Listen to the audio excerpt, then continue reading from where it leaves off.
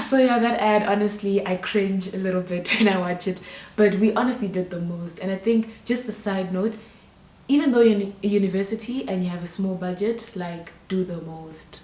Do the most. It honestly always works in your favor. Hi everyone, welcome back to my channel. I'm Chido and this is Chido Starts Up. If this is your first time joining us, please make sure to click the subscribe button at the bottom of this page. And if you're joining us again, welcome back. Today I'm going to be sharing 7 ways to maximize your time in university. I did all of these things and I saw that they really helped me once I left university. So let's get into it. So I wrote a list because I didn't want to forget anything. But number 1 is that you need to do research projects so that you can raise a bit of money. So I know that not all universities do this, but you may have universities in like your area, in your city, that do this. So the university that I went to, UCT, would always have like research projects. They could have like a sleep research project that would probably be someone's PhD project and it would be funded. So they'd want to like test our sleeping patterns or something like that, and then they'd pay us some money to do that research project. Some projects pay you like a little bit of money, other projects pay you quite a bit of money, but like it's really useful to just get some extra money. You can even put it on the side if you don't need it and just use it to then, like, I don't know, start a business or something. I mean, that's where my mind was at. So I did some of these like smaller research projects that would maybe like test my thinking or test I don't know, the speed at which I read or something like that. Then I also did some like data collection for people who wanted me to go collect data, you know, in any areas. So I did my data collection in Zimbabwe actually because they wanted some data from that side, and I just you know, it was during my holiday, so I was going to be in Zim anyway, and then I did some data collection. Then I also did a project for a professor, so he wanted someone to do some research for him, and I was like, sure, why not? I'll do some desktop research. And then yeah, I got that opportunity. But the way that I got that opportunity was through like, you know, being like always talking to people in the faculty, kind of understanding, you know, what professors working on what, you know, what type of help they needed, and to just like avail myself, and then that just kind of opened up for me. So that helped me raise quite a bit of money. I think I can even safely say that that money I used it to start up my businesses after I'd left university. But anyway, point number 2 is that you should enter competitions. There's so many competitions on campus, and I think they're even more now since I've left. Like when I follow up, I just hear that, you know, there's a new society and they started a new competition. So one of the best competitions that I entered was the Flux business game. And this business game is like a day-long event where you and your team, so you can go with a team or you can like meet team members there, which again like mimics startup life, so, or founder life. So you go and then you kind of, they give you a topic on the day and you have to come up with a business idea for that topic. Then you have to look at obviously things like revenue, marketing, whatever tech you're going to use for like all the components of, you're going to build a business literally in a day and then you pitch it. So that business game really helped. I think I entered twice and I didn't win either times, but it really helped me to like start it, to practice ideation, to practice teamwork, and to practice pitching, because that is super important. Even like if you're not going to go into starting a business and everything after university, you still need to pitch yourself in an interview for a job. You still need to pitch yourself, you know, when you're trying to meet someone new or network out of university. So that was really useful. The other competition I entered with my friends was the Unilever Idea Trophy. That competition has such amazing memories. So we had to make an ad for close-up toothpaste for that competition, and then yeah, I'm actually going to show you the ad. Actually, let's go to the ad right now.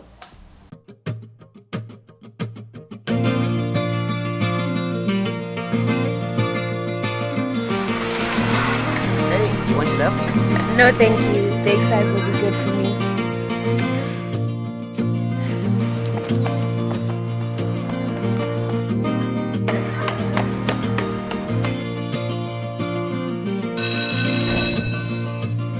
Late again.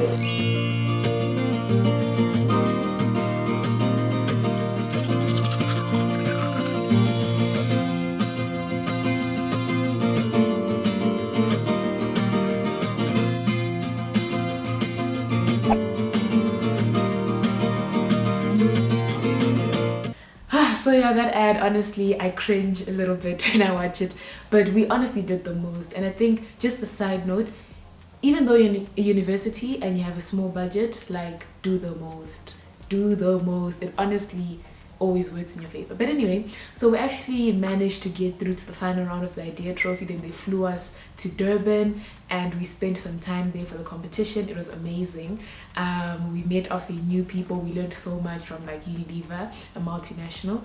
And then yeah, actually, this is going to take me into point number 3, which is that you should get VAC work and internships while you're in university.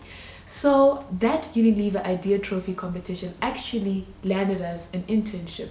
They really liked us when we went there for the competition. They're like, why don't you guys come back at the beginning of the year for an internship? So again, they flew us to Durban and we stayed there for a few weeks. We had a paid internship. And honestly, it was just so amazing. I don't know if it was great because, okay, it was great because the company is amazing. They taught us so much. I think, yeah, like, there's just so much you can learn. Even though you may not be thinking of going to a certain industry, if you're offered an internship, like, just go and learn, just go and meet new people, just go and learn how different people are thinking, how they impacting, like, the country, you know, because obviously FMCG is like everything. Unilever literally sells everything. I honestly know that each time my mom goes to the shops and she buys something, there's probably a Unilever product in there. And just that impact, imagine working with people who have that much impact in a country. So yeah, VAC work and internships, and also look on campus. You know, some companies may not be hiring for various reasons, or maybe they've already gotten their intake, but on campus there's so many opportunities. Again, professors are always looking for people to assist them. Societies, NGOs come and they scout on campus. So just keep your eyes and your ears open. Okay, number 4 is that you should join societies and be active in them. So I was active in quite a lot of societies. I think one of the societies that I was most active in was the Zimbabwe Student Society, ZimSoc. I even remember in when I was president of ZimSoc, we actually hosted an independence ball with Stellenbosch ZimSoc Society. And that was, again, networking. You know, some of the people that I met there or through that engagement, like, I still speak to today. Some of them have even moved to like work abroad, and now I honestly have like a direct line to someone who is, you know, overseas, just because I was active in a society and I managed to meet different types of people, different types of ambitions and dreams, and, you know, obviously they're going in their own direction. So that was really great. I also think that one of the great networks that I made during my society days was to actually you know, speak to and engage with the consulate.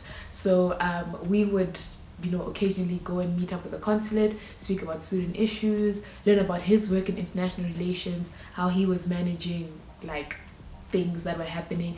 And again, sometimes it's just good to go and listen, like, just go and listen and understand how certain people are receiving or experiencing the world. Yeah, join societies, guys, join societies. There's so many societies on campus, and also you can even start your own if you find that there's a society that you'd want to start and it's not existing at the campus at the moment. Number 5 is that you should find innovative and empowering professors. So guys, these professors are there everywhere. They are professors, they may not be in your faculty, they may not even be on your campus, but they are professors that want to empower young people and to drive innovation. So I'll take my friend for example. She was studying, you know, a commercial degree, but one of our courses was like marketing, and she actually managed to, you know, secure an opportunity with a marketing professor to co-author a textbook. Imagine that on your CV. You co-authored a textbook that people are using, that thousands of students are using every year. Like, that is just like, and again, that is because she managed to build a relationship with an innovative and empowering professor. So look for them. They may be junior professors, they may even be doctoral students who are going to become professors one day. Like, just make sure you spot them, you start talking to them, and I think also it should be genuine. So make sure that you actually have a genuine interest in working with them to improve their field. It's always great when someone comes to you and offers to assist you with the work that you want to do, because yeah, I think everything comes back, you know. So if you help someone, it'll come back to you. But yeah, look for those professors. They're there. If they're not on your campus, email them. If they're abroad, like, just look for them and yeah, just work with them. you learn a lot and you just get exposure to a lot. Then point number 6, network. Network, I cannot say this word enough. Network. Think about it. You may not know it yet, but after university, you may want to start a business or a company. You'll need lawyers. Where are your lawyers? On campus. You'll need developers. Where are your developers? On campus. You'll need an accountant. Where are they? On campus. You'll need someone to do your marketing for you, someone to design your posters. You'll need someone to, just teach you how to like read financial statements. Like, those people are all on campus. Those people are in your dining halls. Those people are in your classes. Those people are just everywhere. And you need to network. You need to talk to people from different faculties. Don't just like stay in your faculty. Speak to people from different faculties. Build those networks. You don't know when you'll need to use them, or when you need to ask them to refer you to someone who you need. So, honestly, like, I think I took this for granted. I did network with some people, but not like everyone that I could have networked with. And a lot of the times I've had to like message people like, hey, do you remember me? And that's not so nice. But network with people, honestly, build relationships across the board. And even if like you never use them, you've learned to think differently. I mean, everyone is being trained to think in a different way, to find solutions in a different way. And who wouldn't want access to that? Literally just sitting with like a different group of people, during mealtime and having a conversation about, guys, network. I cannot emphasize this one enough. Network, and make sure that you don't just stick within your faculty, but you also just expand and manage to speak to people from all different walks of life. Then the last one is that if there is nothing on campus that is serving your needs, start it.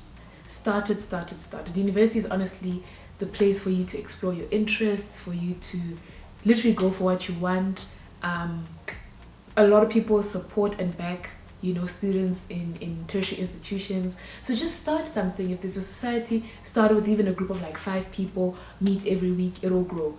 If you want to start a business competition, if you want to even start like an NGO and get some grant funding, like just start it even again with 5 people. Go to people who you think would want to donate to you and like ask. You can honestly just do that. And I think sometimes, okay, not sometimes, but for me, I was a bit scared to do stuff like that. I was scared to like approach people and just really like be out there.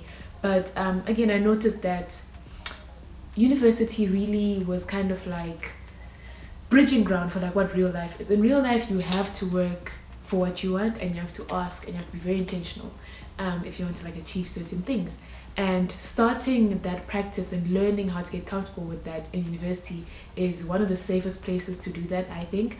So those are my 7 tips on how to maximize your university years. I left university with so many good memories, great networks, with some money that actually helped me to start my businesses. I left university with a lot of confidence. I think because I was engaged and involved in so many things, I managed to become confident around different types of people, different types of situations, and that has served me really, really well. So please make sure to subscribe to this channel, again, if you haven't done so already. Like and share and comment in the comment section below. I'd love to hear about your university experience, or if you did anything else to maximize on your university years. Otherwise, I'll see you guys next time.